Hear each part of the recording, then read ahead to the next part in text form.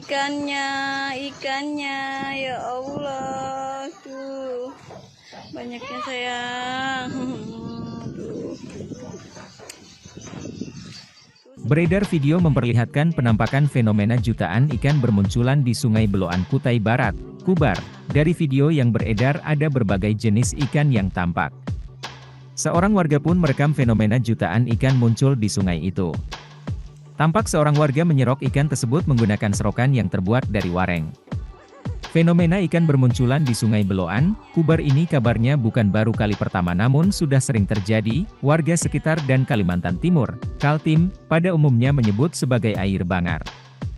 Bukan hanya di Sungai Beloan yang membelah kampung Muara Beloan, Kubar, namun air bangar ini juga kerap terjadi di Sungai Mahakam, sungai terbesar di Provinsi Kaltim. Sontak setelah video tersebut diunggah menuai berbagai komentar dari warganet. Ikannya, ikannya, ya Allah, tuh banyaknya sayang. Tuh sepanjang sungai itu Beb, itu ikannya timbul semua tuh, loncat-loncat. Belum lagi di sana Beb, nggak tahu lagi dah aku.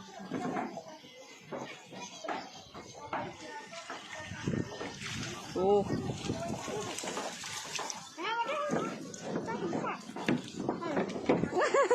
Terima kasih sudah nonton. Jangan lupa like, subscribe, dan share ya.